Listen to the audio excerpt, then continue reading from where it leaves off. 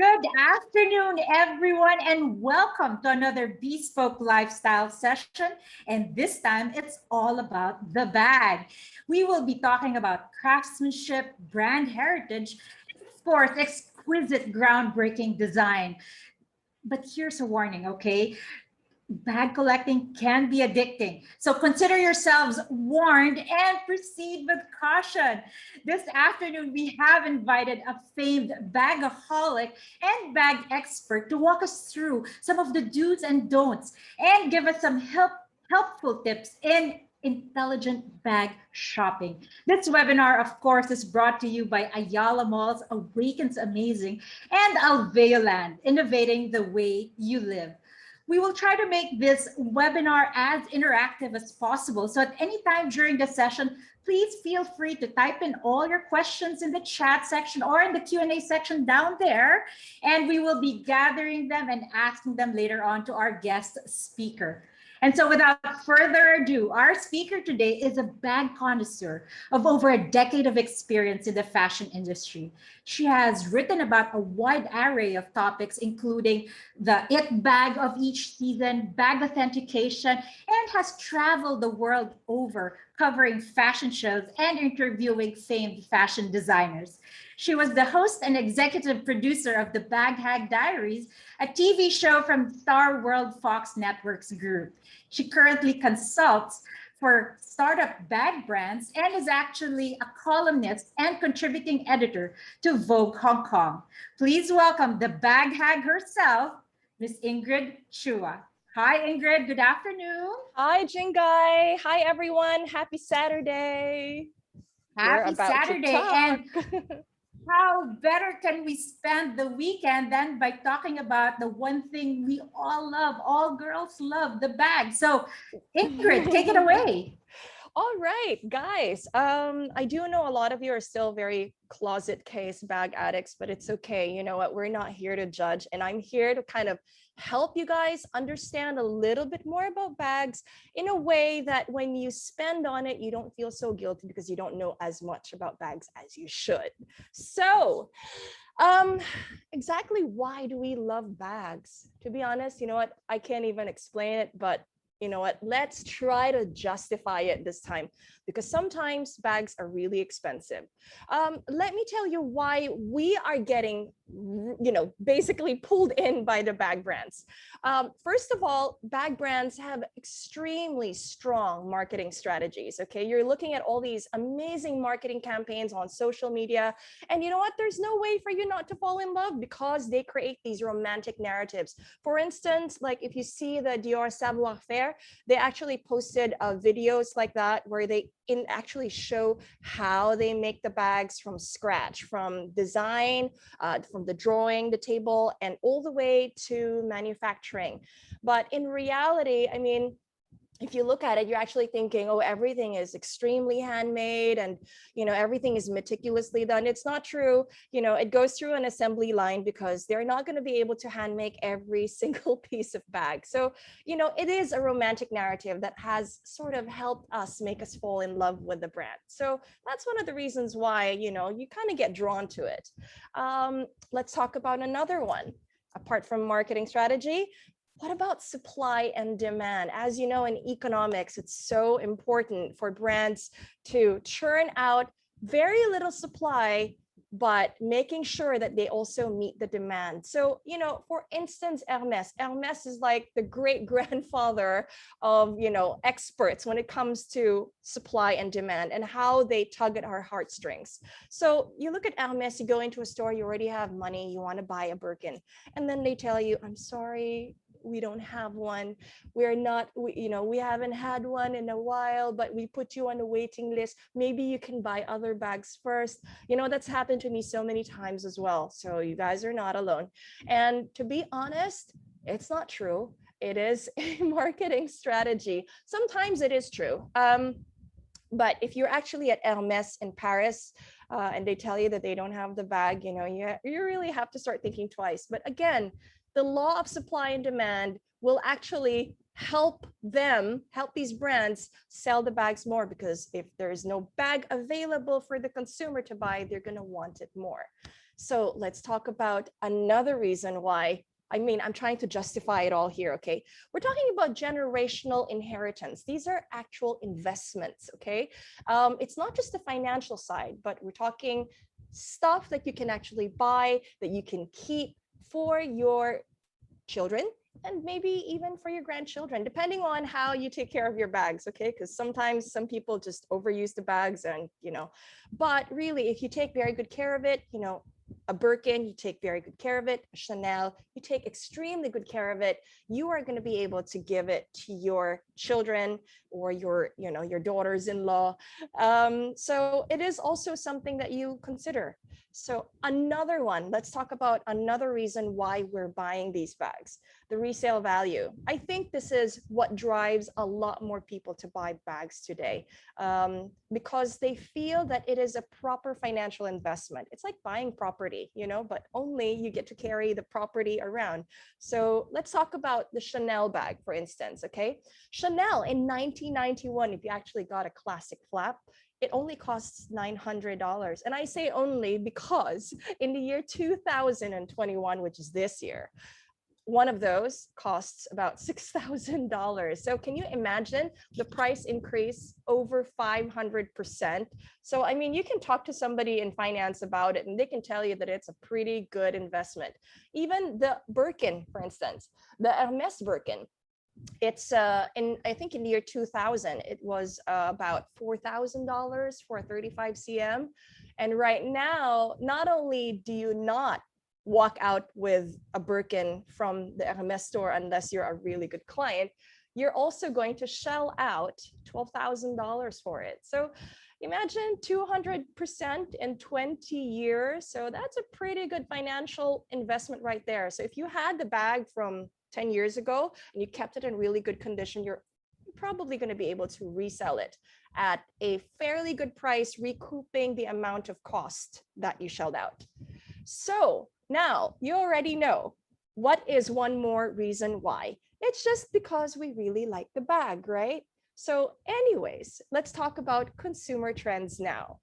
Consumer trends today are actually barometers as well in determining how a price of a bag goes in the resale market. First of all, size matters. Right now, if you actually look at a lot of people who are buying bags, just do a little quick skim through of bag communities or people who are talking about bags. They all like small bags. So just like the Chanel classic flap that you see there, the mini classic flap actually has a better resale value today than a jumbo. In fact, if I'm not mistaken, I had this talk with a friend of mine who told me that jumbo Chanels are available in Chanel stores, but the mini ones and the medium ones are actually harder to come by. Very similar to the Hermes Kelly. If you look at the Hermes Kelly, I mean, honestly, that small Kelly right there, it's a very, very cute bag, but you know what? It's actually lethal on your pocket because it's so expensive in resale. You can't really get that bag in the stores, although I can assure you, I'm sure Hermes in France will probably have it. Although I know that Hermes Manila doesn't get quite a bit of that, but Hermes in Paris will probably have it if you are the right client. And you know what? You can go into the store right now and probably walk away with a 35 cm just because it's a bigger size.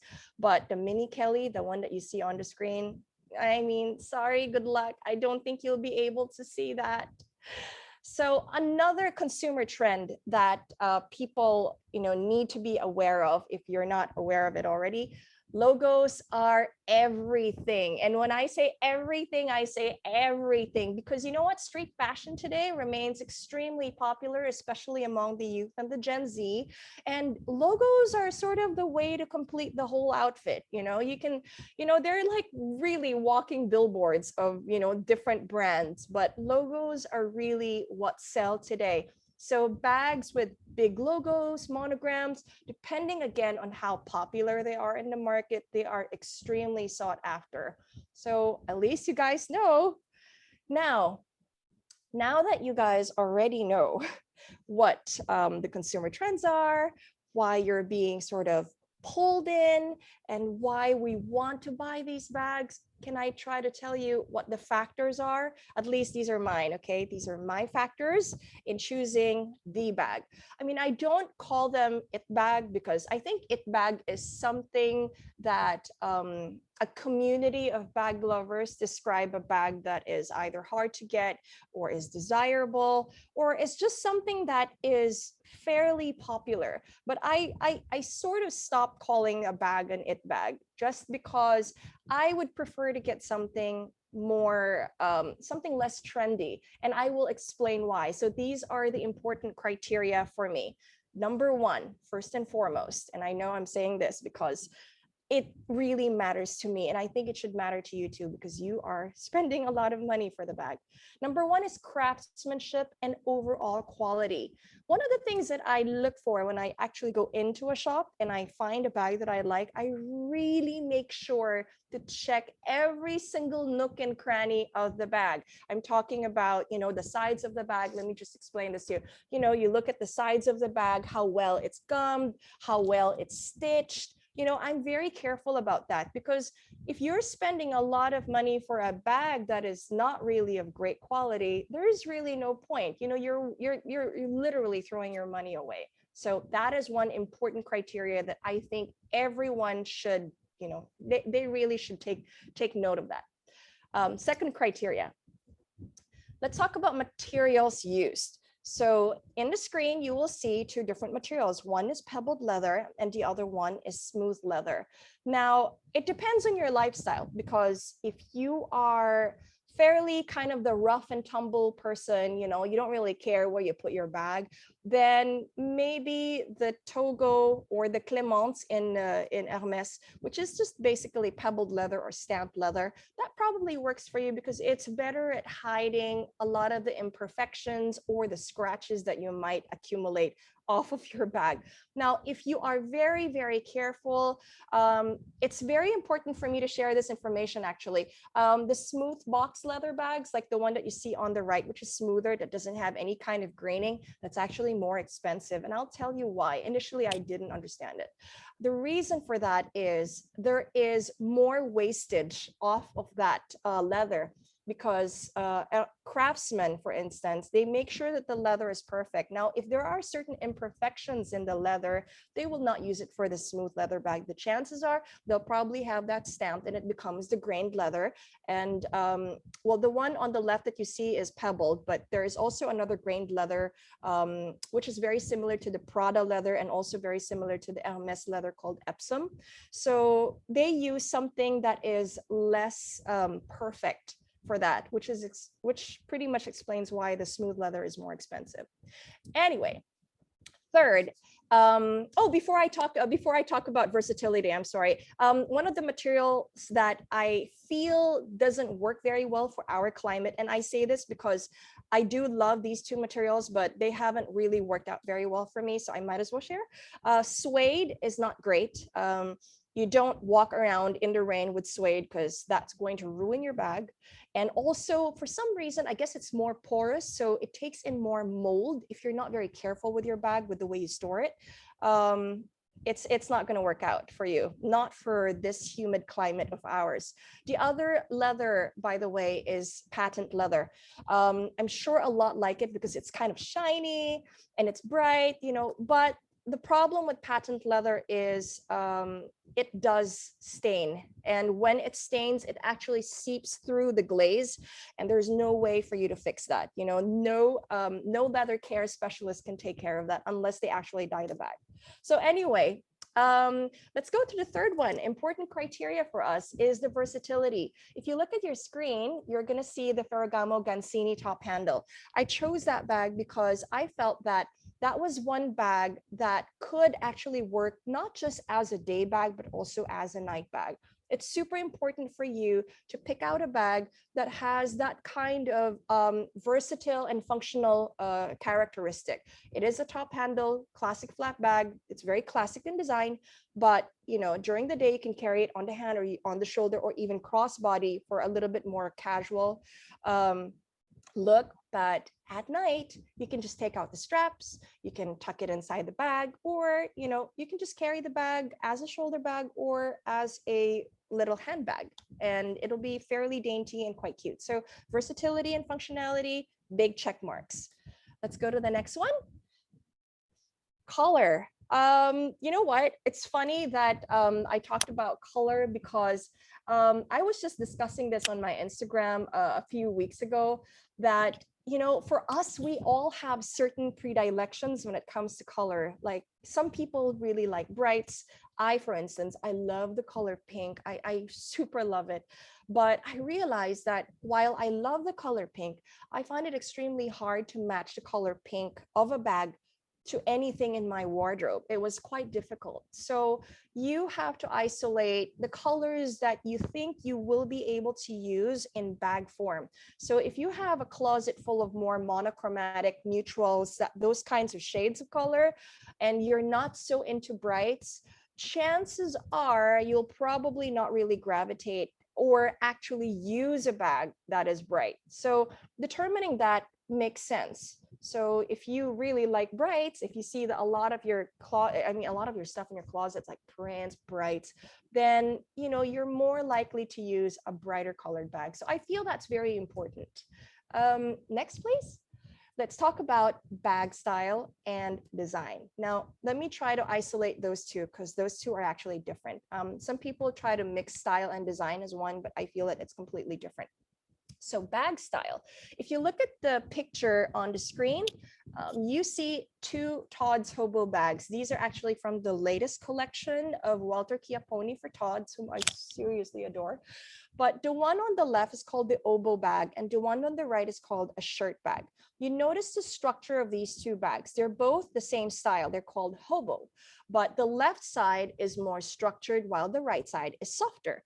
So you have to determine what kind of a girl you are, because sometimes you like more structured bags versus softer ones. I feel like softer ones speak more of somebody who likes, somebody is more casual, while something more structured is somebody, well, obviously a little bit more on the formal side, more on the serious side.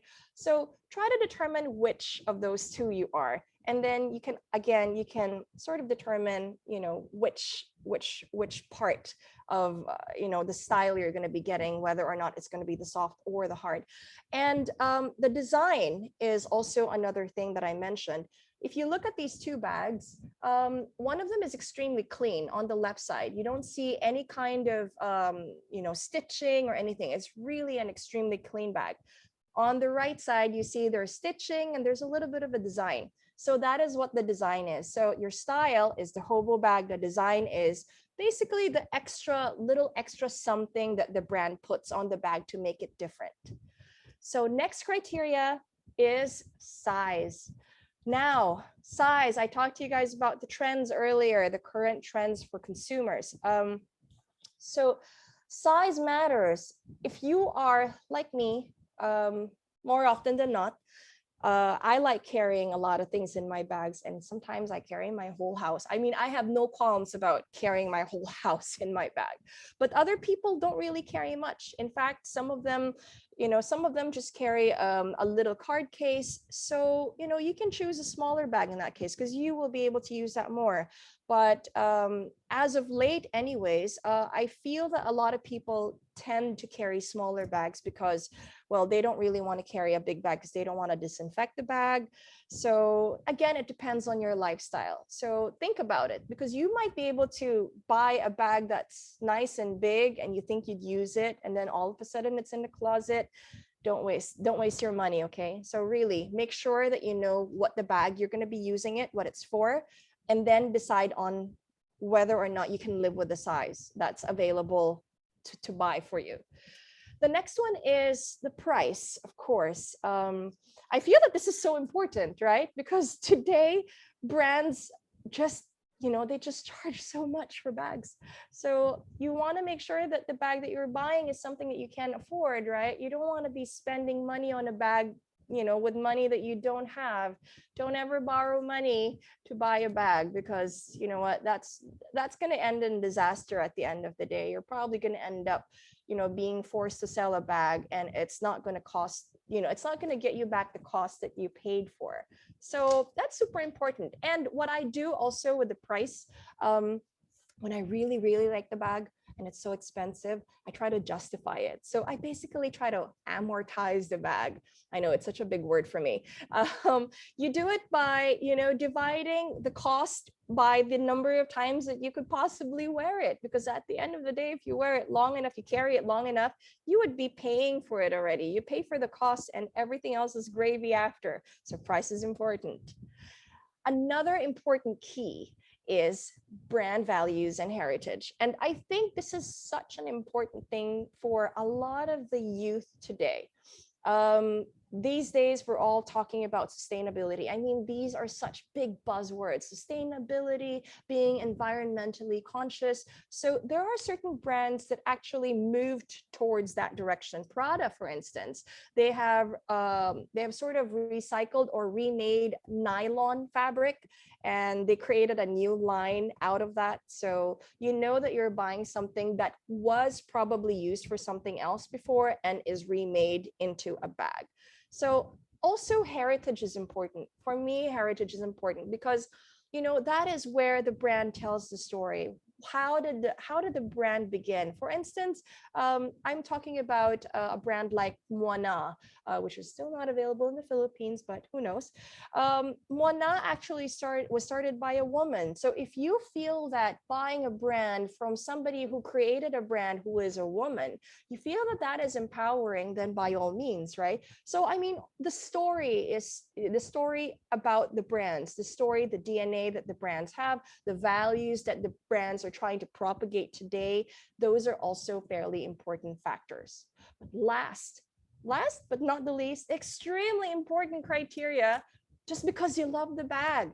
Don't buy the bag because you think everybody else in the community of bag lovers likes it.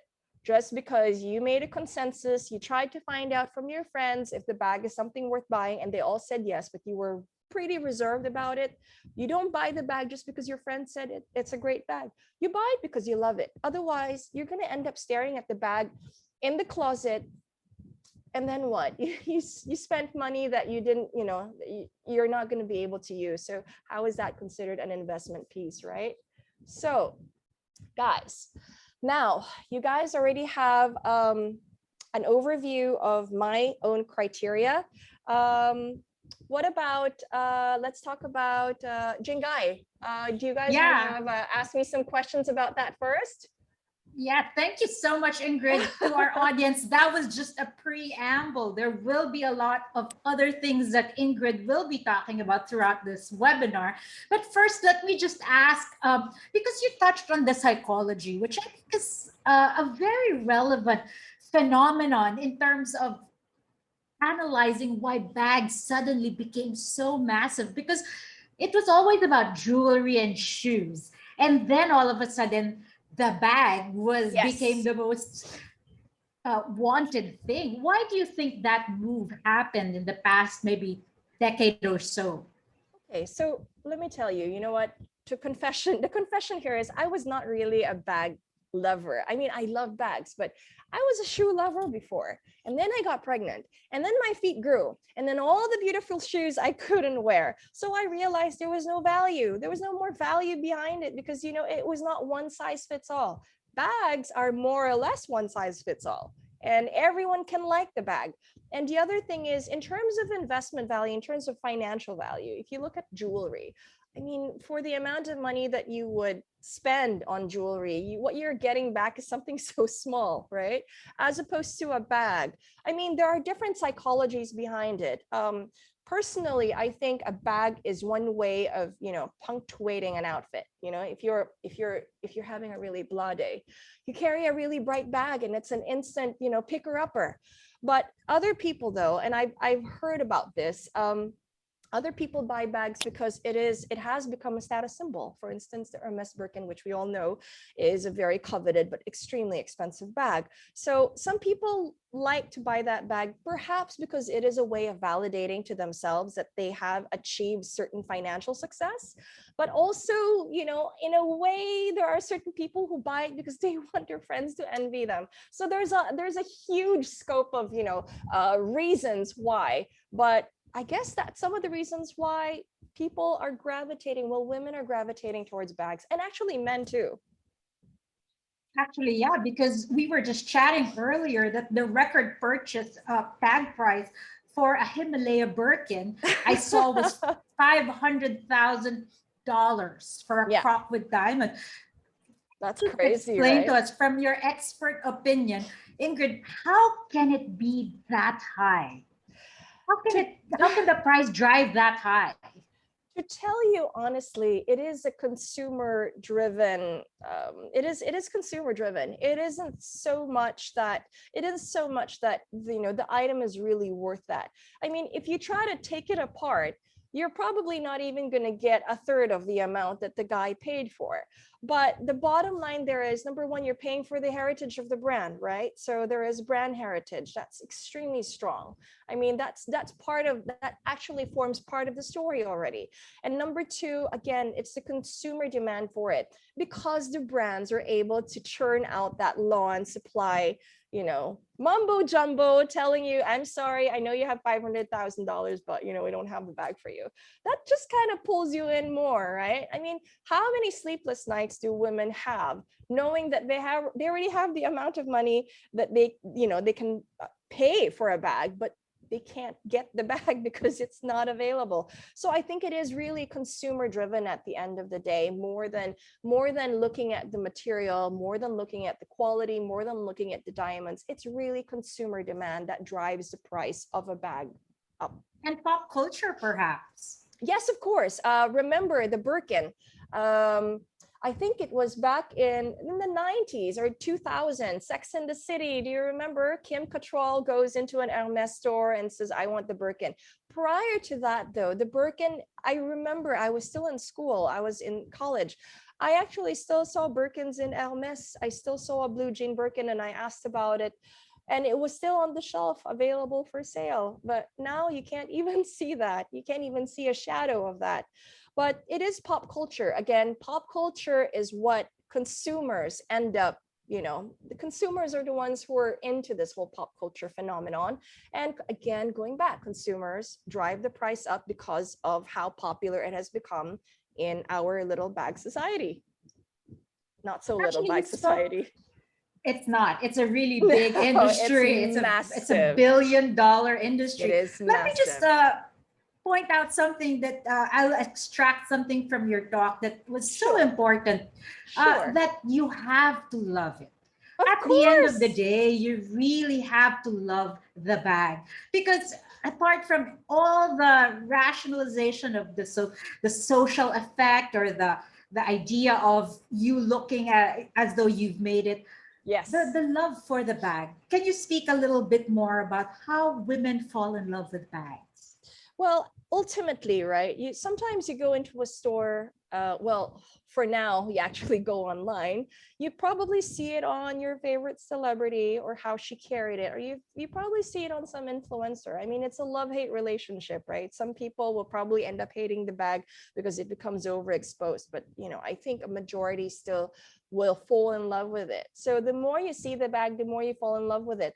Again, as I've said, sometimes there's just really no explanation. What draws you into the bag is something completely inexplicable. It's probably all here and all heart at the end of the day. And really, I mean, if you have the money, you're able to get the bag, I hope that you will be able to use it, because you're not buying the bag like a piece of art that you're going to put or hang in your closet or in your shelf. You're not going to be staring at that bag. The point of it all is a bag is supposed to carry your things, some of the most important things in your life. So you might as well use the bag. If you're going to be very anal about it, cleaning, yeah, that's fine, but use the bag, because you're not buying the bag for somebody else. You're not buying the bag for your own eye candy either. You might as well use it, especially if you're spending a lot of money for it. Use the bag, like the bag, because if you don't like the bag, everyone else likes the bag. Like I said, you're not going to be able to use the bag, and chances are you're probably going to end up selling it. Although a lot of people would say that it is art that you have to wear, because It is fashion is wearable art. basically wearable art. Exactly. Yeah, it There's has a to question be. here. A question here in the chat. Might as well include some questions from the audience already. What Sure. makes a bag classic? I think that's a Well, very okay. easy question for you to Let answer.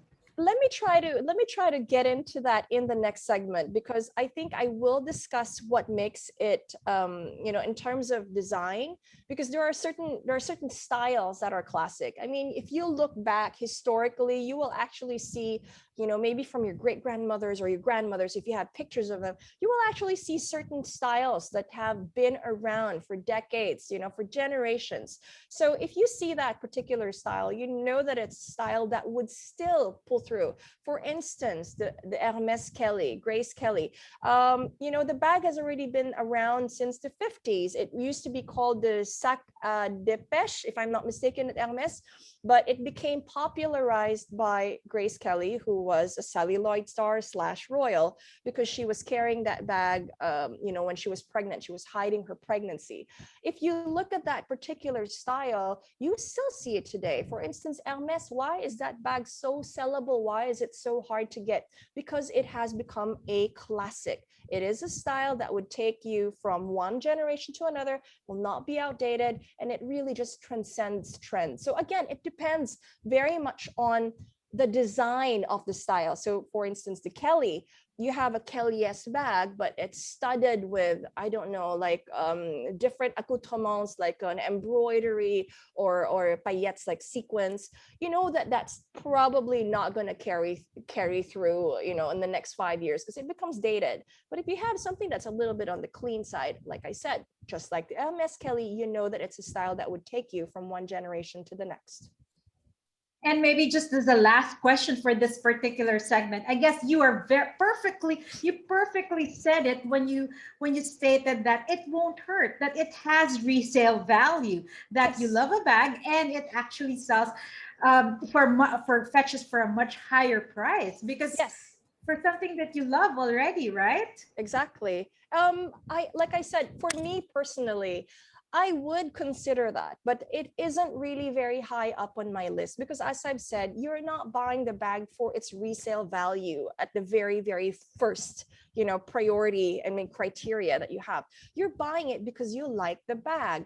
Now, if it has resale value, then, that is just gravy for you at the end of the day. But if you're buying the bag for resale value, you're going to be extremely careful. You're probably not even going to use the bag, because you want to maintain the resale value of it because of its pristine condition. So for me, again, this is something extremely personal and subjective to you. So you can probably buy it because you want it for resale. But I buy it because I love the bag. I buy it because I fell in love with it. And I know that at some point I will use it fairly often, although, fairly often is not really fairly often. But ultimately, you love it because you want it, and you buy it because you will use it. You're not buying it because, oh, I can sell this in 2 months. That's a Exactly. business. It's different. It's different. Exactly. And what's more romantic about it that you said was if you actually pass it on, because there's a story Yes. that your daughter or your granddaughter Yes. actually says when they inherit these pieces of art Exactly. from you. I'm seeing a lot of questions in the chat section. I hope you don't mind, to all our viewers, please do. We encourage you to write up your questions, and please write them in the Q&A section so we can gather them and ask Ingrid. But on this note, we were talking about the classic styles. And I guess, Ingrid, you mentioned earlier in our past discussions that you are more of an old soul in terms of choosing. I am an old soul. I am really an old soul. And I was talking about street style. I mean, street fashion, and I was talking about how disappointed I was, and I would always share that with my Instagram friends, and I would tell them this is really just hurting me, and I'm just waiting for the time that beautiful bags come right back. So yeah, So I am. actually, Philip wanted actually asked, is the it bag era gone? Before we answer that, because Ingrid actually said she no longer wants to call them it bags, but there are very, very iconic popular styles. And this segment, Ingrid will talk about the top 10 most popular bag styles. Okay, Yes, so I will Ingrid, do take it that. away. All right, guys. So now you already have your money set aside. You pretty much already know that you're going to buy yourself a bag. Okay. These are some of the styles that I prefer personally. And I feel that, these are bags that you can actually use, not so much just, stare at. So let's start. Number one, let's talk about the shopping bag. Check it out, guys. The Louis Vuitton monogram canvas Neverfull MM. Really a massively, I feel it's massive because it's something that I have seen so many people use, and they all said one thing: it is a crazy workhorse bag. So the monogram canvas Neverfull is made out of canvas. It's not made out of leather, because some people might think it's made out of leather, but it's not. It's canvas. It's coated canvas, but it is really strong, and it can hold, I think it probably can hold about 23 pounds worth of things inside. I remember reading up about that, a while back. But anyway, let me also show you my bag. Okay, this is my favorite one. I've been using this for quite some time, and I hope you don't see how dirty it has become. But this is a shopping tote made by a French designer. She's an architect. Her name is Catherine Gaillard. See, one of the things that I try to help people who love bags is I try to make them, I try to introduce more brands to them, more independent ones, rather than just the commercial ones that we all see. So that's one bag that I love, because it is really great to use for when you have a full day ahead of you. If you're going to be out the whole day and you're not going to come back home for anything, that is the bag that you throw your stuff in. You can throw your whole house in there, and it's easy. One of the other things that I wanted to mention for a shopping tote is to try to get a bag that is very light, because your stuff is going to overwhelm you, and the weight will be very difficult on your shoulders if you're buying something that already has a lot of design and is very thick. Now, for that bag, I recommend highly that you get either a zip pochette or you get a bag organizer, just in case, like, you put the bag on the table and it decides to fall on its own, because it's happened. You don't want all your things going all over the floor, and you don't want the whole world to see what you brought inside your bag. So those two things are fairly necessary. Okay, a zip pochette and a bag organizer. And the last thing that I want to mention about the shopping tote, because I've seen this in pictures in the past, please, please, please do not carry this bag for semi-formal events or for formal events. Please do not carry a gown. I mean, please do not carry a shopping tote when you're wearing a gown, or when you're going to a semi-formal event, because it just does not look good. Okay. So the next bag, let's talk about the doctor's bag. In the picture, you see the Givenchy Antigona. I do like that bag. I actually had that bag for a while. The downside of the bag is it's a little bulky, but let me tell you how this bag is, because this bag has just been around for decades. Okay, I've seen my grandmother carrying it. I've seen my mom carrying it. I still see people carrying this doctor's bag, although they carry it in smaller sizes. And also, the other thing that I love about that Givenchy Antigona, by the way, is because it now has a shoulder strap. But again, the downside is it's very bulky. Let me share with you a bag that I had. This was actually the very first bag that I had that made me become a bag hag officially. Okay, I got this bag. This is the Louis Vuitton denim alligator Neo Speedy. I got this bag in 2005, shortly after I had my baby. This was a runway piece from Marc Jacobs's collection. The Speedy, as many of you probably already know, is one of the banner iconic bags at Louis Vuitton. It is a doctor's bag. Although, you know what, I wish this came with a shoulder strap, but back then, I guess they weren't really thinking about versatility when they made that. But now, if you actually buy it in Vuitton, you can get the one with the strap. Just as you can get the Antigona with the strap today. And again, the structured doctor's bag, it can be carried to business meetings. It's actually a very good bag for work. And semi-formal events, maybe yes, when you're wearing a pantsuit. but not when you're wearing a dress, and definitely not carried to weddings. Okay, please don't. But you can carry that to nights out as well. It's acceptable. The next bag is the hobo. Okay, I really like that Todd shirt bag. Can I just say, every time I stare at that bag, I feel like I feel like I need to go to Greenbelt to buy it. This is so bad. Okay, well, this bag is a hobo. It is the latest piece from Walter Chiappone's collection. And I do like it because it's soft and it's very, very chic and it's super young and it's really just really easy to carry. It is a very casual piece. It works really good with jeans and shorts. And honestly, it can actually work with a tailored suit too. Again, wear pants with it. And maybe even a dress, I think. It really depends. It's got that kind of boho kind of vibe. Now, another type of hobo bag, which I will share with you. So I feel like this is like a show and tell thing. But this one is a bag that I recently got. It is a scarf bag, but it is a hobo shape. So a hobo doesn't necessarily mean the whole bag is one piece. I mean, it's one leather, but this is a separate strap. This one is by a French brand called Inuit Touche. It's kind of hard to pronounce, right? It's kind of a mouthful, but it's very, very light. And again, I feel like this is something that a very carefree kind of chick would carry. This makes me feel young too. So a hobo will definitely make you feel younger because it's a younger, more casual bag. Now let's talk about the pochette, which is the next style. You're looking at the Prada re-edition 2005.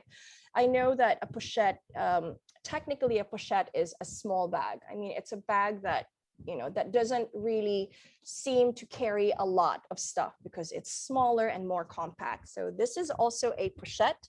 This is the Hermès Verrou. The Verrou has like this little lock, which is funny because I just posted about this because I watched the Friends reunion a few nights ago, and Jennifer Aniston was carrying this bag. But she was carrying the one with the strap, the larger piece. But the Verrou is actually a bag that was designed in 1938 by Robert Dumas of Hermès.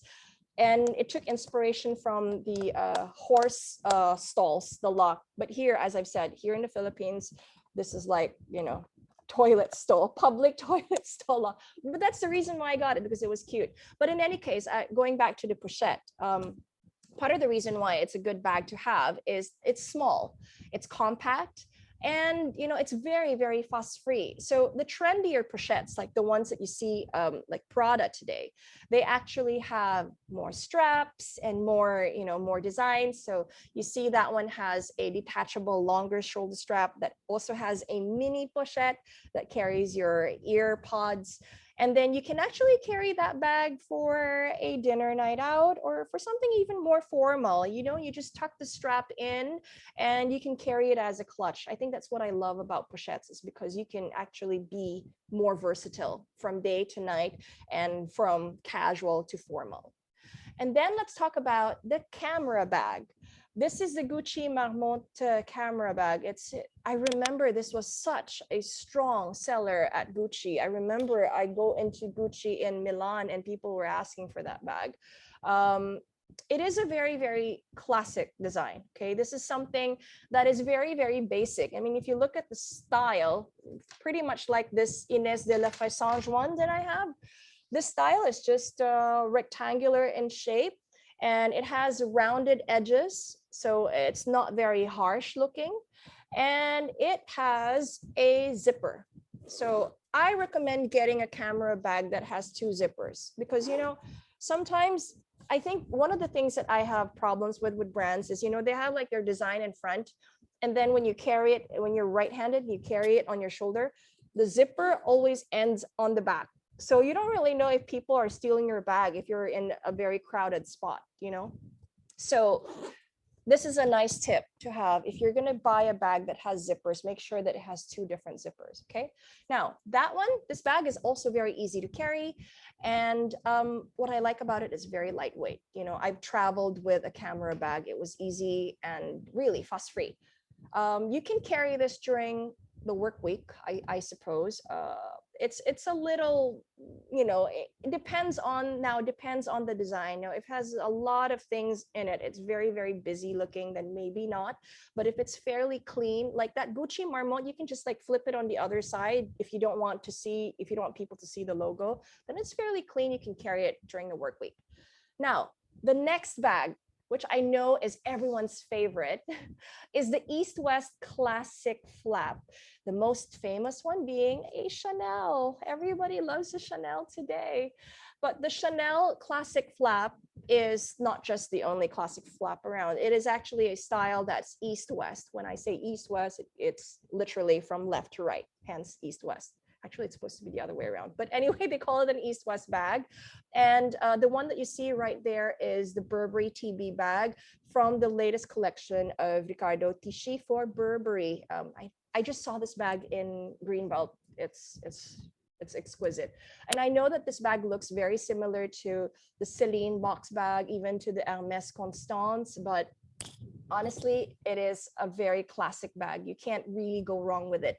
And one of the other things that I love about it, if you get that bag and it's not very thick or bulky, you can even tuck the straps into the bag and you can carry it as a clutch. I mean, we're talking about the versatility factor earlier.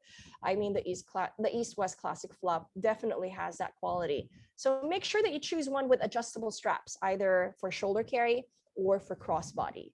And, you know, I was going to say this, the wallet on chain classic flap bags are actually extremely popular today because people don't really like the big bags. And if you have a wallet on chain and the chain is like this is one of the handier tips that I can share with you. And I'm not sure where else you can get it, but you can probably Google this. But if you take a look at this, this is like this little contraption that you can actually hook onto the chain of your bag to make it shorter. And you can also carry your classic flap bag as a belt bag if it's small enough. So, you know, we're talking about different ways to make your bag more functional, and that's one way. So this one, the classic flap, can be carried to business meetings, it can be carried for dressier functions, but if you're going to be carrying this to a more formal affair, like if you're wearing a gown, I would recommend that you tuck the strap again into the bag. You know, the chain strap kind of has a way of making it more casual looking, or the shoulder strap. So tuck it into the bag, then you're okay. Now let's talk about the drawstring bucket bag, which is the next style. That's one of my favorite bags at the moment. The drawstring bucket bag is a classic bag as well. In fact, if I remember correctly, one of the first brands that came out with the bucket bag is Louis Vuitton. They created the bag sometime in the 30s. If I'm not mistaken, it's probably 1932, 33, right around that period anyway, in the 30s. And it was actually designed to carry 5 champagne bottles. Can you believe it? So if you have a drawstring bucket bag, you can probably carry, you know, the wine bottle that you're supposed to be bringing at your friend's house or to dinner. This is one of the other things that I love about the drawstring, because you can actually secure it very easily. You know, this bag that I'm sharing with you on screen right now is a bag by this Spanish designer named Fernando Bonastre. I really love him. He's such a great guy, and he's been creating bags for quite some time for different brands, and then he decided to create his own label. And he is based in Paris, and this bag that he created has 2 different sides of drawstrings as opposed to the only one. And it has a really nice shoulder strap. But some of the drawstring buckets actually also have 2 different straps, one for shoulder carry or crossbody carry, and one for hand carry. So really, I mean, it depends on the style, rather the design. And you know what, if you really want something more versatile that has a hand carry, then by all means go for that. Now, the bucket bag, you cannot carry to a wedding. You cannot carry it to a formal event. You can carry it to dinners with friends. Again, it's a more casual bag, but there are certain bucket bags that are small and really, really cute. Then you can carry that one to a wedding. But I still probably would veer away from that just because it still feels a little bit more casual to me. Now, next, let us talk about the top handle bag. Okay, the top handle bag is Okay, look at that. That is a Carolina Herrera Doma Insignia bag. I've seen this bag in person and I'm going to tell you, it's so beautiful. It is like the Hermes Kelly, yes. And the Hermes Kelly is not the first one to produce that either. But in any case, a top handle bag, make sure that you're getting one that has a detachable shoulder strap. It's so important today to make sure to carry one that can be, that can move from, one hand to a different way of carrying, just because we run errands now and we're not as dainty as we were back in the 50s. So get one with a detachable shoulder strap, and if you can, try to get one that is adjustable as well. It's very important. Choose a size that you're comfortable with, because not everybody can carry a large bag. Okay, so let me share with you the Kelly. This is a 32 cm Kelly. This is my baby. I find that I carry this a lot more than I would carry a 35 cm, but again, it's all dependent on you. This is a 32 cm, a 28 cm would actually work for dressier dinners, but a 32 is more casual, and it can actually go from a day bag to an evening bag fairly easily. And a smaller bag, don't forget, the smaller the top handle bag, the easier it is to transition into a night bag. So those are things to consider. And when you're carrying a smaller bag, when you're actually thinking of buying a smaller top handle, make sure that it fits your phone, okay? Because there are some bags that, I've seen bags where they're really cute, but they don't fit anything. Case in point, Jacquemus. I'm sure some of you had made that mistake, because I actually asked questions on Instagram asking who bought that bag. It was $500 and they bought it, and it's pretty useless. So top handle, check out the size first before you take the plunge.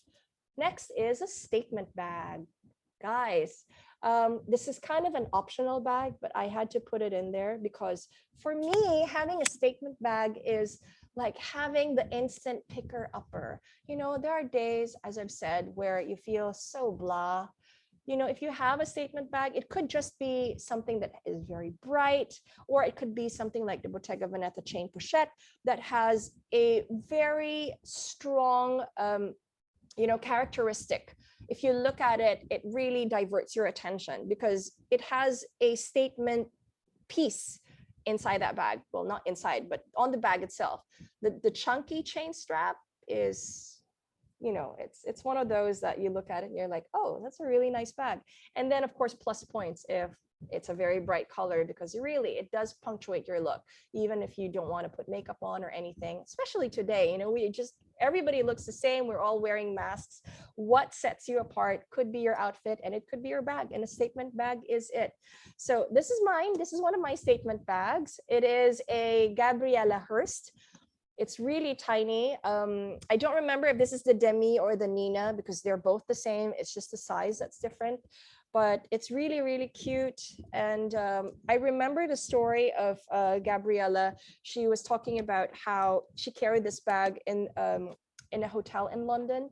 And when the elevator opened, it was one of the designers, I forgot his name, the guy from Apple, Ives. He comes in and he looks at the bag and he says, really nice bag. And he ended up asking questions about the bag. So really, a statement bag just kind of really has a way of punctuating your outfit. It has a way of making your mood better. So it's kind of nice to have that. It doesn't have to be an expensive bag, but it just has to be unique from the other bags that you have. Next bag, and the last one, is the backpack. Now, not everybody likes carrying backpacks. I personally would carry a backpack when I am traveling, but on the plane. I would not carry a backpack when I am walking around the city. The backpack that you're seeing is the Prada Re-Nylon bag. Remember I talked about the Re-Nylon, which is a different fabric that they use, which is, I think, recycled from different materials to create it. This one is by Loewe. And I like backpacks simply because it really gives you room to move around more. It gives you 2 extra hands, and especially if you have kids, you have small kids running around, you want to have a backpack. You don't want to be running around with your bag flying all over the place, right? So if you travel around, the backpack is good as long as it fits your laptop, right? Then that could be the only bag that you carry with you on the plane or in the car.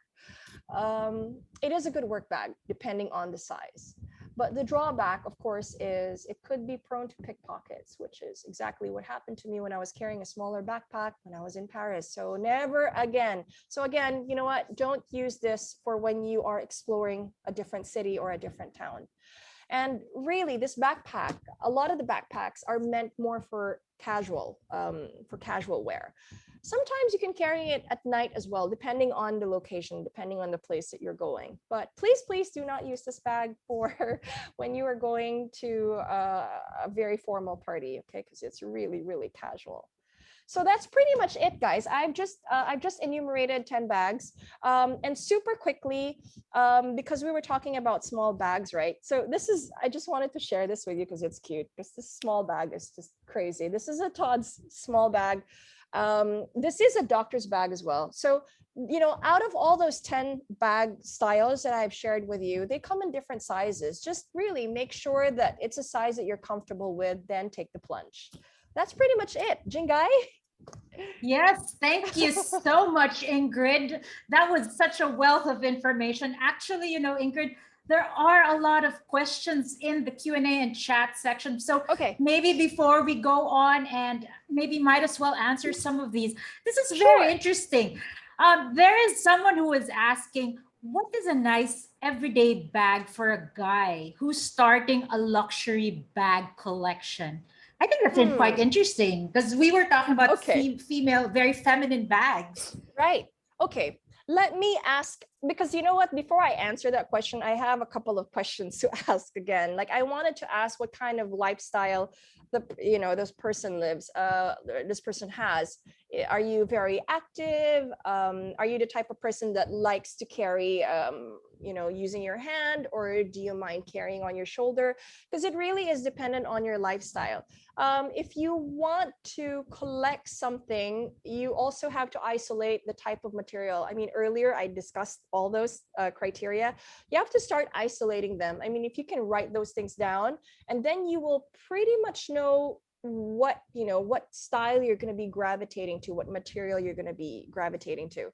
I find that a lot of my older guy friends, I find that they love Bottega Veneta actually, pre Daniel Lee. I don't know why they love it. I guess it's also because of the quality, because the style is a little bit more conservative. It really depends. If you're more of a street fashion kind of person, then I cannot recommend a Bottega to you, right? If you're more of a street fashion kind of person, I would suggest, taking a look maybe at Burberry, taking a look at Louis Vuitton. If you don't like the canvas, you can always get the leather ones. They have really nice leather empreinte. The ones that are embossed leather, it's really pretty. It's one of my favorites. So speaking of canvas, you mentioned canvas because there are two people here, Cheryl, hi Cheryl, and Ella, who actually want to know, what do you feel about canvas bags? To be honest, I've mentioned this on my Instagram account a few times. I feel like, okay, if I'm going to be spending money, I would rather get a leather bag. Just because canvas, like Vuitton, I mean, I would go back and look at Vuitton, not so much for monogram canvas anymore, but for the leather bags. But just because I feel that I'm going to get my money's worth more, because the leather, it's just different. Canvas and plastic, I mean, there's the special coating on canvas, and the way they make it, it comes in rolls. The big paper rolls, if you see them in factories, they're like huge massive rolls. That's what happens to monogram canvas. So I'm pretty sure the material is already extremely cheap to make. However durable and however desirable it is, I think when it comes down to the cost of the item, it just costs a lot less to use canvas than leather, which is why I really personally prefer leather more. Okay, before we will go shopping later, actually, we'll virtually enter Greenbelt and talk about some of your favorites aside from the top 10 styles that you mentioned. But actually, there are two questions here that I want to weave in because Carol wanted to find out what is your daily bag, and a follow-up would be Alvy's question, what do you suggest as a nice daily bag, something that's not over the top and something that's very utilitarian. Oh, wow. These are So loaded yours questions, first, you guys. your Okay. your favorite daily bag first, and then Okay. a possible suggestion. Right. The last few, okay, for the last few days that I've been carrying, the bag that I've been carrying, I've actually been carrying a hobo. I have been carrying the scarf bag just because it's light. Today I carried a shopping tote just because I had to run errands this morning. So it really depends. And I actually also have an extra bag in my car, depending on really where I go, because my car actually sometimes has 2 to 3 bags inside. It's not something that I'm proud of, but I will share it. Sometimes I have 2 to 3 bags inside my car. I have a constant bag there, and it is this bag that I actually created with a local designer. It is made out of some type of tarpaulin fabric or material, so it can handle alcohol sprays and wet liquids, because when I go swimming I want to make sure that I can put all the wet clothes inside without having to worry about ruining it. So I do have shopping totes in the car, and I do have the hobo bag that I showed you earlier, which I've just been using fairly often of late. Second question, you were asking me what kind of bag to use for daily use. Again, I need to ask you, what kind of a bag user are you? Do you bring your whole house with you like I do, or do you just carry like your phone and a little card case? Because if it's just a phone and a little card case, maybe a small camera bag would work. Maybe something from Gucci. If you really want a designer item, or even Prada has like smaller bags, so that works very well. And again, I did highlight the Prada re-edition. I know it is in nylon. I believe they have it in leather as well, but nylon is obviously cheaper, and you're talking about something that's a little bit more sustainably made. So I would recommend that. So really, I mean, you guys are asking me questions. Tell me what I know, lifestyle they're you very have. engaged. I'm They're very happy. engaged. There's a lot Yeah, of questions. yeah. This is another interesting one. What is a bag? I guess this is more in relation to what's age appropriate. What's a bag that can be worn or can be bought right now that she can wear up to until she's 60 or even older? Okay, top handle. Hands down, a top handle bag I feel is extremely versatile and extremely friendly across different ages. If you see your lolas, they carry top handle bags. They carry it on the crook of their elbow, and then you see the younger ones. They have top handles. They carry it across their body. So really, it all comes down to how the bag is being sold today. Most bags have shoulder straps and crossbody straps. So if you're gonna pick a top handle bag that you're going to be using over 10 years, make sure that it has one that has a shoulder strap, preferably one that is adjustable, because that is how the bag becomes extremely versatile. But a top handle for me is hands down. That's something that I know I will carry for a very long period of time. Okay, this is actually a top handle bag. I didn't show this to you guys earlier, but this is my recent addition. I know this is super bad. I'm not even supposed to do a confession, but this is a Lanvin pencil shot bag. Why I bought this, and I bought it in black, and I'm not normally a black bag kind of girl, but I guess of late I realized that it is more age appropriate to carry something more dark. So I got this one, and I feel I justified it. Okay, I did the whole amortization justification, cost per wear, and I feel that I'm going to be using this for the next 10 to 15 years.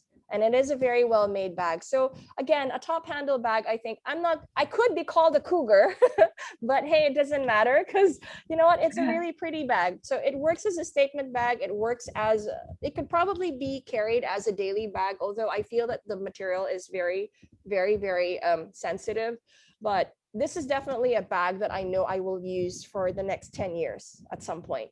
So yeah, top handle, definitely, no question. Great. To our viewers, don't worry, we will have a much longer Q&A session with Ingrid. So I'm taking note of all the questions in the chat and the Q&A section. But right now, I just want to very quickly, we have a few minutes in this segment before we move on to bag care. Let's pretend that we're in Greenbelt 4 and we're shopping, and just let's do this in quick rapid style. It'll give an insight to our viewers of your favorites apart from those that you've already mentioned. So let's do this in I'm gonna be alphabetical put on order. the spot. A one style. So to all our viewers, Oh my listen God. already to what her recommendations and favorites are per brand. Bottega Veneta, Ingrid. Pochette chain pochette. In leather, yeah? Yes, in leather, of course. Burberry. TB.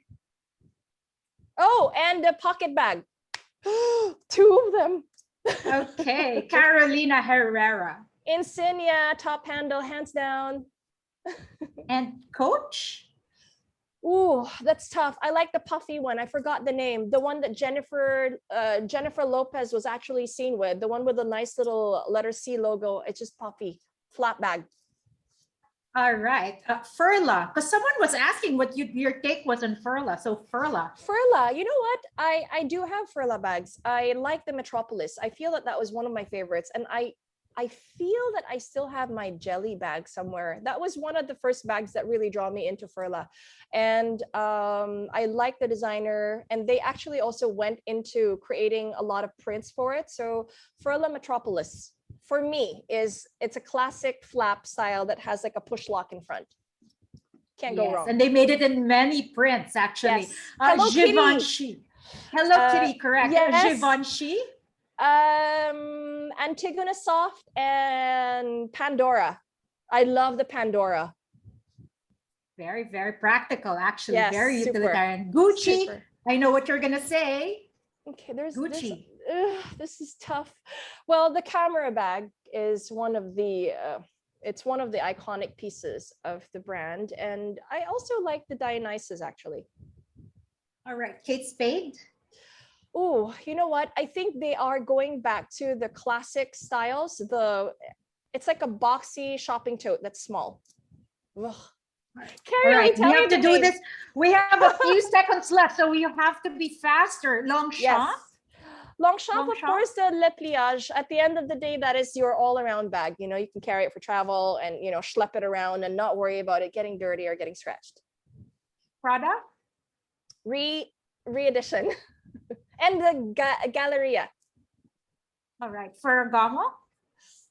Ooh, the Gansini.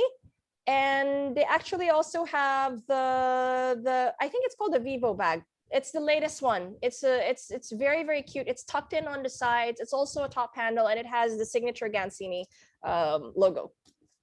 And I know you're very fond and close to the owners of this brand, Tod's. Oh man, you can't make me choose one. Okay, I like the Tod's D. I like the shirt bag. I like the oboe, and I like the tea satchel. That's a lot. Okay, one last brand, of course, Hermes. Oh my God. Okay. This is my current favorite, you guys, the Verrou. This is my current favorite. I know everybody's going to choose the Birkin, the Kelly, but you know what? I like the public toilet stall lock bag. I'm sorry. All right. So bag. Like I said, just keep the questions pouring in the Q&A section. We are taking note of all of them. Actually, Ron and Chris are here. I see them. Hi, Ron. Hi, Chris. Friends of... Oh, hey. And I see Philip. Philip is very active. Philip Cesar is very insightful. Oh, Marie, that's correct. It is a Coach Tabby pillow. Thank you for that. There you go. So we will have a much longer Q&A later on, but at this point, a lot of questions from the Q&A section actually want to know more about proper care, authentication, and intelligent shopping tips. So Ingrid, why don't you delve into this last segment of bag shopping? All right, guys, I hope you're not bored with me yet, but let me try to explain to you some of the things that I found out about designer bags, okay? In recent months, I think, fakes are really not in fashion, you guys. I just wanted to stress that over and over again because I have had so many stories of people sending me messages about how they were duped into buying a fake on the internet, what to do, how to get their money back. So I wanted to just mention things that are very, very necessary for you as a bag shopper to know before you start buying the bag. Number one is you have to do your research, okay? This is just really the most important, possibly the most important thing that you need to do out of everything else is you have to do your research. Right now, can you imagine if you were born 30 years ago, you don't even have, all the information at your fingertips the way we have it now. So you have internet, you've got Wi-Fi, you've got, you've really got the resources at your fingertips. Please use it. Please do your research. Find more information about the bag that you like, because that is going to help you avoid getting duped out of your money. That's number one. Number two, very important too, you can never ask too many questions. I what I do with Instagram personally is I really try very hard to go through the messages that people send me, because I like, first of all, I really like engaging with my Instagram friends, even if a lot of these Instagram people I have never met before in my whole life and they come from the world over. I really enjoy interacting with them. I every chance that I get, I do ask them, is there any question that you have? Or if they have questions for me, I try to answer it. I'm not the only bag expert out there. Okay. There are a lot of other people who are great resource speakers and who are great with, they are armed with a wealth of information, understanding what certain bags are in the market that are available today. So don't be afraid to ask the questions. I mean, the worst that could happen is they don't answer, right? And in my case, as I've said, I try to answer, but sometimes I don't as well, because I have a lot of other things I'm doing offline. But when I do get a chance, I do answer the question. It's so important. Okay, the less you know about the bag, the higher the chances that you might get duped, especially if you're thinking about buying it online. And really, the best advice I could possibly give you, this is something that I have often pushed over and over again to a lot of people on Instagram who ask me, is please just, if you want to be secure, please just buy it directly in store. Because when you do the purchase in store, you can be assured 150, 200% that what you are buying is the real deal, especially if it is represented in the Philippines. Again, the stuff that you're seeing there, personally, I would go to Greenbelt for it.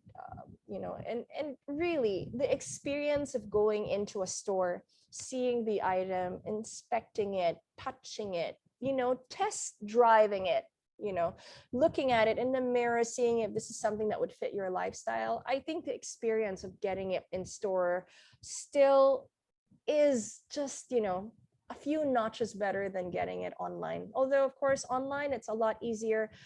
But really, I recommend, especially now that we're out of ECQ, or I don't know what CQ we're at, but we're pretty lax now. I think we're more relaxed. Get a chance to go and get a chance to check out the bag in person, in store, and when you feel like it's the bag for you, get it in the store, because that is really the best assurance that you have that you're getting the real deal. Okay, so now that you already are armed with all the information, you've already bought your bag, if you've already bought it at Greenbelt, or you've already gotten the bag that you've wanted, you've saved up for it, I want to tell you, the whole bag process just does not stop just because you already have the bag. You have to maintain your bag too. It's like a child. Yep, I'm telling you. There are certain bags that are a little more high maintenance than the others, but bag maintenance is extremely important because this is a way for you to protect your investment. Okay, so now, number one, these are stuff that I do, by the way. Again, everybody has their own little methodologies in making sure that the bag is, in the condition that they bought from store. But this is what I do. Okay. So number one, most important thing is to store them in a dry place that is away from humidity. Now, it's kind of tough for me to say that, you're going to be able to prevent your bag from, molds. because our climate is really not friendly for bags. So if you look at that picture there, yes, your bag can develop molds in as little as 2 weeks if you don't store it properly. What I do recommend is getting one of those dehumidifiers. You can either get the silica gel, or you can get that one, the one on the screen that I've shown you. I think you can get that in hardware stores or in supermarkets as well. You can put that right next to your bags or on the shelf. One of the other things that I will also advise is to put it on a plate. Make sure that, just in case, okay? Because sometimes these things leak, just so that it doesn't leak onto your bag. Because when that leaks onto your bag, you can say bye-bye to your investment. So that is one of the things that I feel is one of the hacks that I have. I have little plates also in my closet. I put them there just in case, because sometimes you don't really take a look at your closet and check out what's in there, just to be on the safe side. Okay. So number 2, you have to store them in their dust bags. I would more or less say yes, store them in your dust bags, but I will also do a follow-up of that. If you store them in your dust bags, number 1, make sure that the dust bag is light, okay, light colored. I can tell you an incident. I had a Chanel patent leather classic flap in bright pink. Don't ask me why I got that, because I loved it. I got it in bright pink, and unfortunately at the time I was traveling a lot for work, so I didn't even get to take it out of my suitcase. What I did was I came back from France. I dropped the suitcase, and the bag was inside its box, inside its black dust bag. And I traveled again. I left, I think, for the US. About 2.5 weeks later, almost 3 weeks later, I came back and I decided, hey, I can finally open the bag, right? I was going to use it. I opened the bag, took it out of the dust bag, and there were black spots underneath the classic flap. And the sad part is it was not even any liquid that ruined my bag, but it was the dust bag's color that transferred onto the patent leather. And the patent leather actually has a way of seeping in the liquid or the stain. So you're not just talking about the top coating, okay? You're talking about it being embedded inside. So it was really a bag that was completely ruined. It was disastrous. And I had to coordinate with Chanel. And at the time, Chanel didn't really have the best customer service after sales. So it was ping-ponging back and forth of long distance calls, and then FedEx, which I had to pay for. And really, it was really disastrous. So I would suggest using a light colored dust bag now. If you don't have dust bags, you can actually use old pillowcases. That's one of the other hacks. So you have got really, really old pillowcases that are really soft and white, or just light colored, use that. But when you put them in dust bags, make sure to also air them out, because if you don't air them out, you might also be subjecting the bags to molds. So remember that. So next, look, you know what? When I see this picture, it breaks my heart. That is my Louis Vuitton Sac Louis bag that was actually made specifically for certain clients. And I love that bag. But look what happened to the leather. It was discolored. So it could have been also because of the tanning process. It wasn't done very well. I spoke to one of the executives in Louis Vuitton, who works for Louis Vuitton in Paris, and they said that they did have issues with that bag for the tanning process. So maybe it wasn't tanned properly. But discoloration also happens when you keep your bag in a place that gets hit by sunlight. So please, if you have a chance to really, check out your surroundings for when you're going to be where you're going to be keeping or storing your bag, make sure that there is no sunlight that hits on the bag at certain times of the day, because prolonged exposure to sunlight will really cause discoloration, whether or not that's a leather bag, it's a canvas bag, it just will discolor. And again, when you discolor, the only way to take care of it is to send it off to a leather care specialist, who might end up dyeing the bag another color. And again, you don't really know what they use in terms of dyes, so you have to be very careful as well. I recommend giving it back to the brand itself. Most designer brands have after sale services, so for a nominal fee you can probably get that restored. Next, make sure to keep your bag away from liquids. Okay, liquids also mean ballpoint pens because that's ink. So if you look at that bag over there, that's ballpoint ink that someone apparently tried to clean off with either a baby wipe or some kind of an alcohol based product. So keep it away from liquids. Okay, liquids, inks, alcohol and oil-based products have a way of ruining your bag. And I'm talking serious, okay? I remember stupidly I had this Prada hobo bag that was in like a camel color, and I noticed that the bag was getting a little dry, so I decided to use leather oil on it without thinking that it might stain it further. So I just liberally cleaned it with leather oil, and really I ruined a bag. I ruined it completely.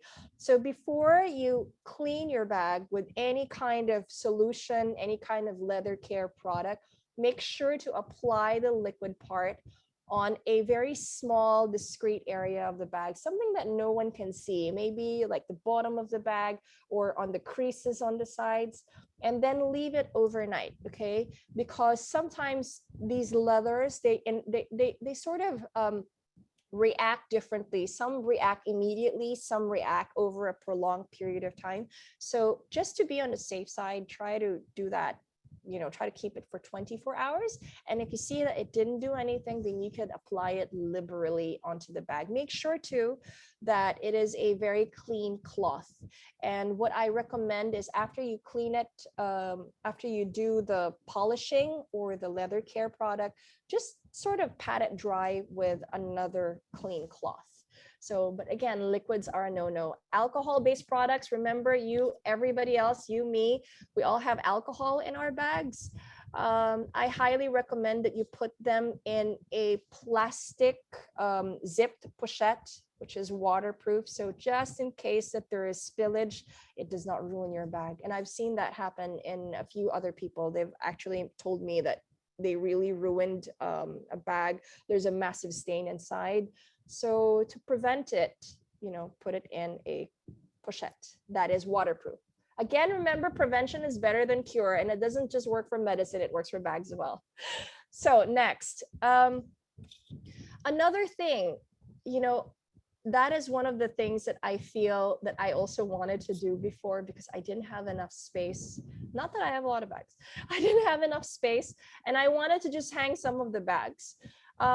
Generally, if you have a leather strap bag, please don't hang it in a bag hook like the one you see, because the leather is going to end up forming this really unsightly V-shaped thing on the handle, and it looks like that. So imagine when you're carrying it on the shoulder, there's like that little tip that pops up.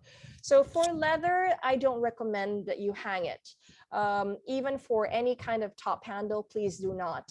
But if it's a chain strap, there is a possibility that you can. I mean, you can actually hang it and you're not going to have to worry about it deforming or anything. But again, check your bags every 2 weeks or so for either molds, for either discoloration, or for any kind of disfigurement on the bag, because that is one way of finding out that the way you stored it is not done well. So you can actually do something about it, right? And then the next one, stuffing the bag. I think there are very different schools of thought when it comes to stuffing bags. Personally, I like to stuff my bags. Some people actually don't like doing that because they're afraid that they might overstuff it. For the instance of a structured bag, like a top handle, if it is structured and if you feel that the leather is a little soft at the bottom, remember about gravity, has a way of pulling things down, then maybe you should stuff it and you should try to reinforce the bottom part on the inside so it doesn't fold down, okay? But if it's a very structured bag, if it is, let's say a bag that was stitched on the outside and you can see the outline is very rigid, then you don't really have to stuff it. For softer bags, sometimes you can stuff it, sometimes you can't. But again, it all depends on you. I do stuff my bags. Like one of the like the Vuitton one, I actually stuff this one. I stuff it with paper. I think I did stuff it with fabric on this one, but yeah, I did. I put paper inside, and I basically used an old dust bag and I stuffed it just so, yeah. Newspapers work, but just make sure that you put it inside, like maybe an old pillowcase. But if you have a little bit more budget, then spend for a, a pillow like those. I feel like you can actually even personalize those. But that's pretty much it, you guys. Stuffing it to Thank retain its you. shape. That's Thank you it. so much, Ingrid. So those were very helpful tools. So actually, I'm going to ask some questions from the Sure. audience because earlier I saw Sheila ask, do you recommend a particular brand of leather cleaner? And so after that, Sandra wants to know what favorite brands of cleaning bag material you recommend, not just for leather but also for canvas and other materials. Okay, for leather, I really stuck to Apple Leather Care. I know there are so many brands out there, but I've played with different ones. But I feel like Apple Leather Care works the best for the bags that I have, at least for a majority of the pieces that I have. I do.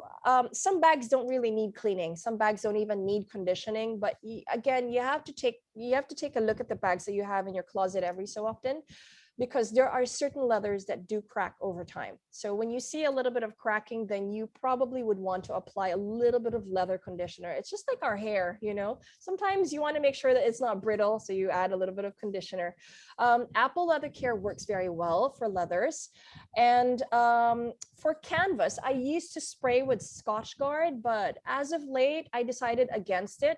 Again, it could be about prevention, by putting Scotch Guard on it just to make sure that you don't get stains. That it becomes a little bit more waterproof, but really no amount of fabric, how shall I say it, fabric protector is going to protect it when there is some kind of liquid that spills over your bag. It's just not going to fall over like it would with a monogram, like a coated canvas bag. That's just the way it is. So Because again, that was Bernard's question. Actually, what are your thoughts on waterproofing bags?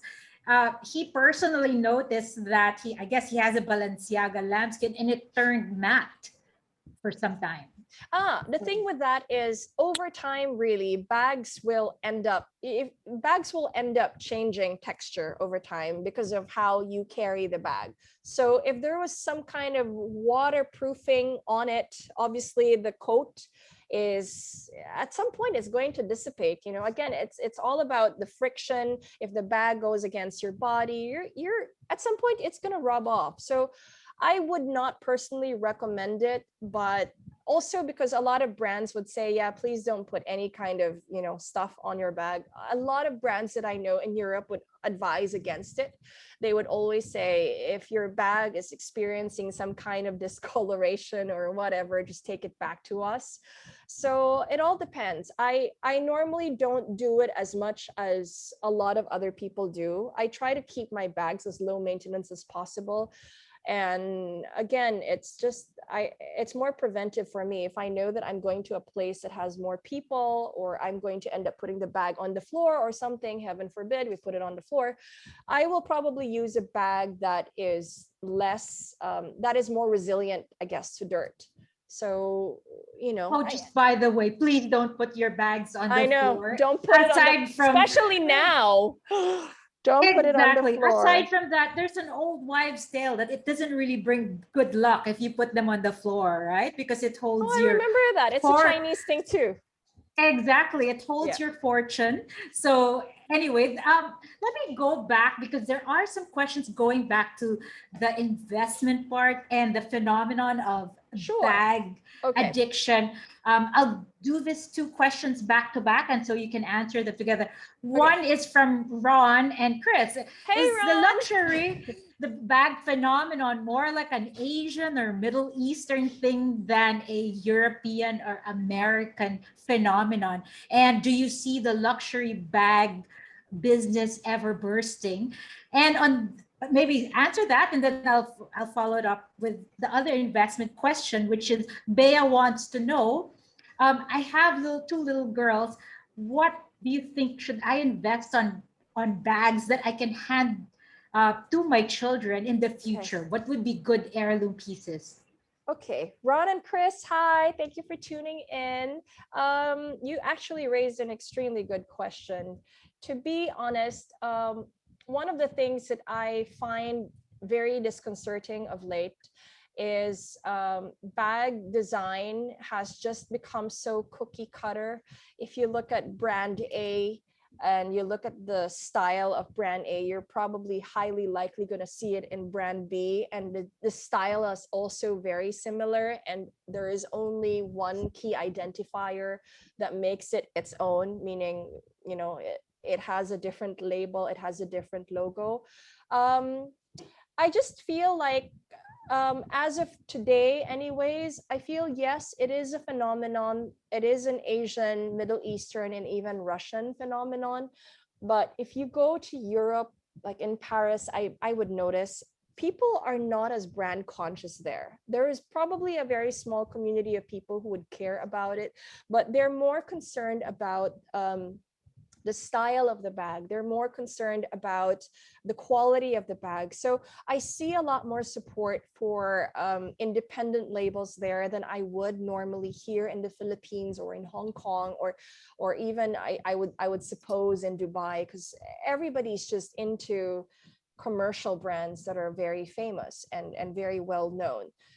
Europeans, I find, are very averse to logos and brands. Mhm. um I think in my age group anyway. But for the younger ones, I still see a lot more boho looking bags on them, and they do carry a lot more high street brands like Zadig et Voltaire. They have a lot of like local French brands that they carry, and I also see a lot more rocker chic, biker chic kind of looking bags on the younger ones. So that's not something that we normally see on brands today, except for maybe Balenciaga, and they still produce the hardware biker chic city bag. But yeah, you're absolutely right. Europeans don't have that same kind of desire, or rather, they don't have that same kind of passion for bags as Asians and Middle Eastern and Russians even. That's absolutely true.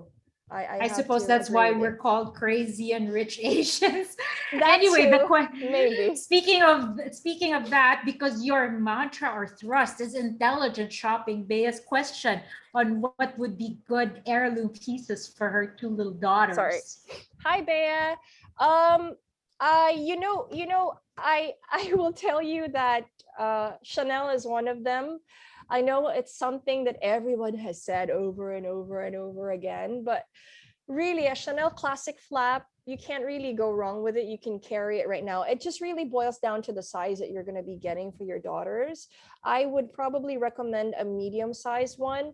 A small one would work as well, again, depending on your height. So make sure that you use it first, right? So as long as it carries your phone, it carries your daily essentials, it can carry the stuff that you normally would carry with another bag, then get that size. Jumbo, I will probably not recommend it just because it's not as versatile as maybe a medium. So that's one. And something from Hermes, it doesn't really have to be, if you have the budget for it, something from Hermes would be great as well. If you don't have the budget for the Kelly, because it's really crazy, or the Birkin, why not go for an Alma or a Constance? If you don't find the huge letter H very jarring, or get something there, because the quality obviously is a lot better than the rest of them, which is probably the reason why they command a higher price for it. And for a regular everyday sort of workhorse bag, I would recommend still a Todd's D bag. I know that they have had several design iterations throughout the seasons and throughout the years of having different creative designers, but I think the style of the doctor's bag still remains the same. That one will also be extremely versatile and very useful. So I think I gave you 3 or 4 different Yeah. styles. Thank you so much for that. There's another question here, which actually made my blood boil a little bit, but let me see what your take on this. That how do Yeah. you respond? Not that this is him or her or his personal opinion, but people say, many people, not him or her, but other people say that it's a waste of money and that buying bags is No, not smart. So, Ingrid. I protest. I protest. I protest big time. Okay. Do you? I'm sorry. Okay. If it's not an, I'm sorry, it's not a waste. Okay. Do you put importance on your happiness? Let me ask you that question, because if you say no, then okay, then it's a waste of money. But if you put a price, if you put importance on happiness, there sometimes is a price for happiness. Okay. The price of happiness, the price of happiness, happiness also means convenience. Okay.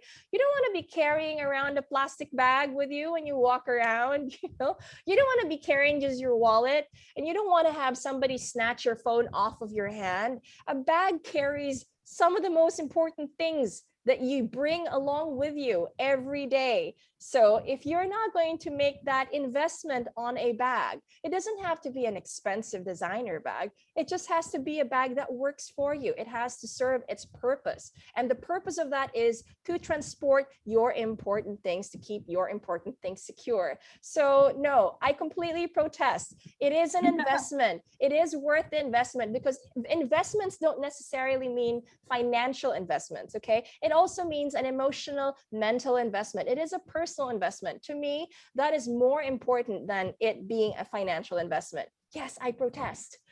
But really, if you do find out the specifics of resale values, not that you buy them to resell them, but it's actually incredible, because someone wanted to know what is your take on pre-loved, on buying pre-loved items. This is a phenomenon that's been happening. We see Yeah. the shops in Hong Kong, Japan, and Mhm. it's such a big business as well.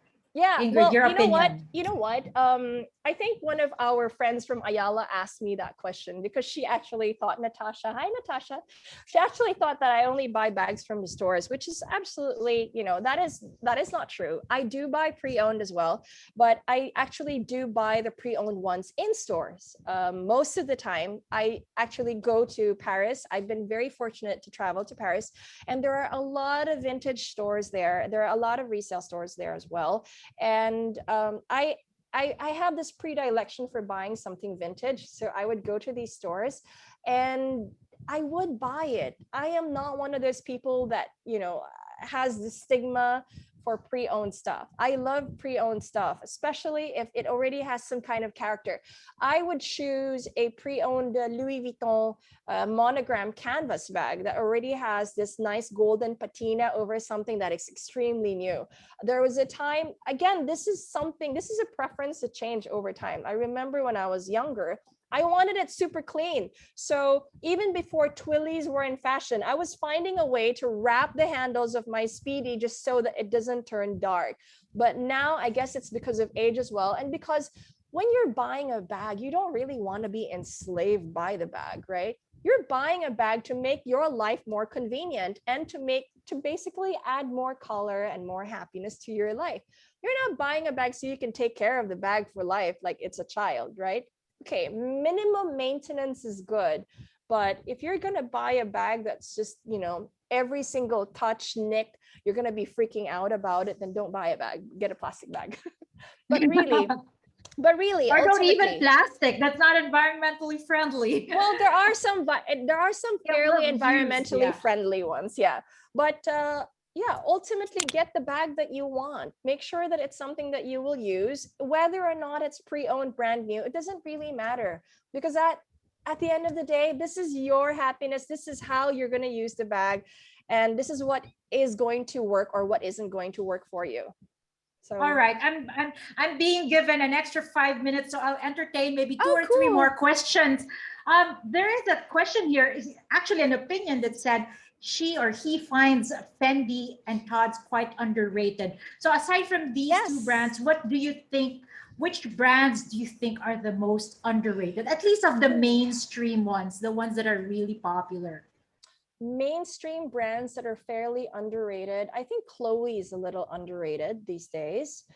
And funnily, I noticed that a lot of European women love Chloe bags. I've seen that on more than, probably in one day I would probably see about 3 or 4 women carrying Chloe in France, more than more than Louis Vuitton. I hardly ever see French women carrying Louis Vuitton.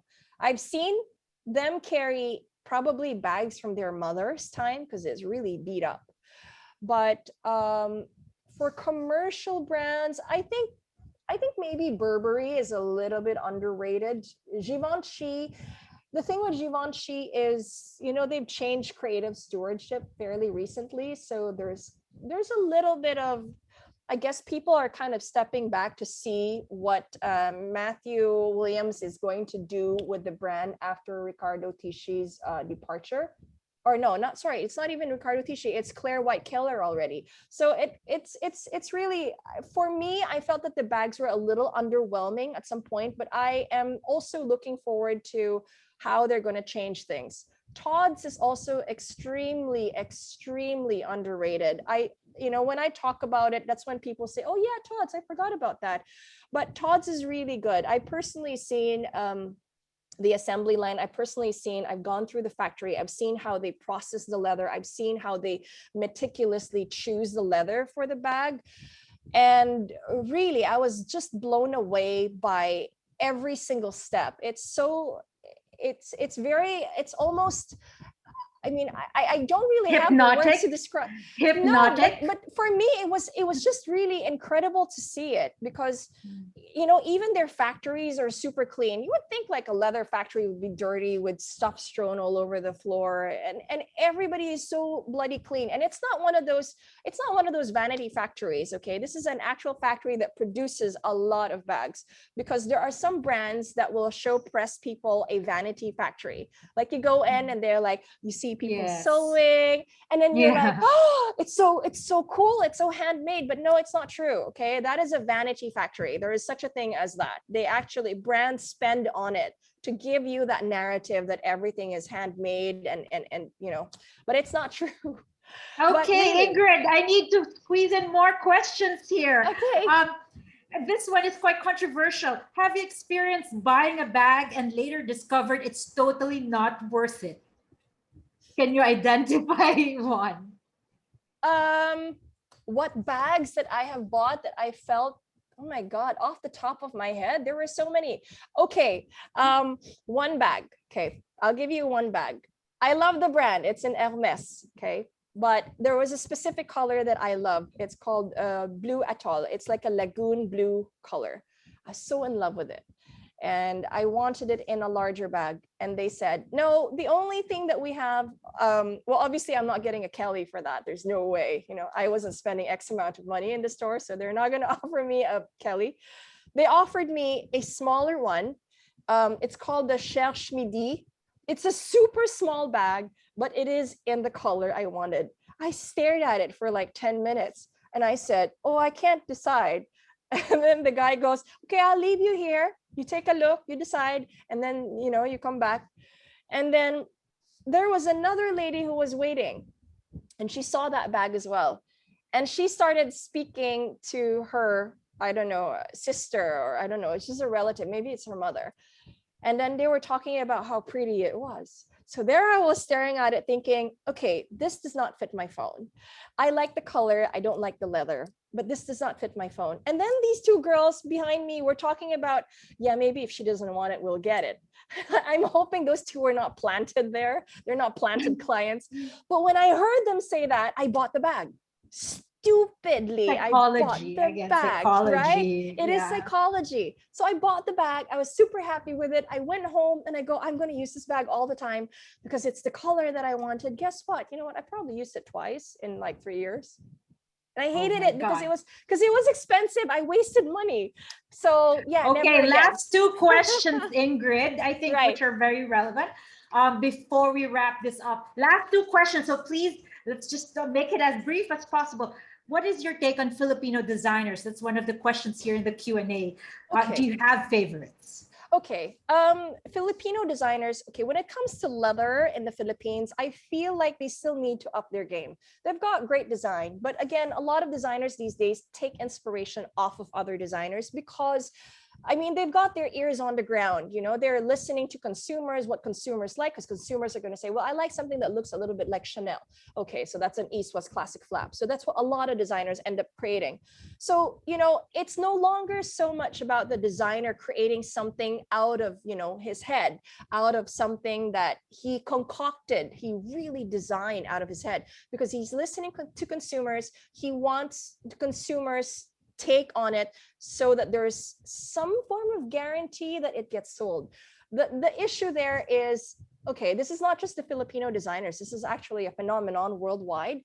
In the Philippines, when it comes to material, I still feel that we could push it a little bit more. I don't think that we have a lot of access to great leather. So when I look at the leather bags that were made here in the Philippines, I feel that it's still not up to the standard that I have. Maybe my standard's really high, but I just feel that it's not there yet. And craftsmanship, there is not a lot of consistency yet. So we're talking more about quality in terms of why I may not have been very open about recommending. But I do have likes. I do have Filipino designers like Zara Juan, because Aranas even, because they utilize local products that are basically endemic to the country. So they have rattan, they have hyacinth weave, natural fibers. So Those are there good. are talent, there is talent, and there are natural Yes. raw materials that is Yes. special to us. Yes. Last question. This is the last question. They're asking We're me ending. that we're over time already.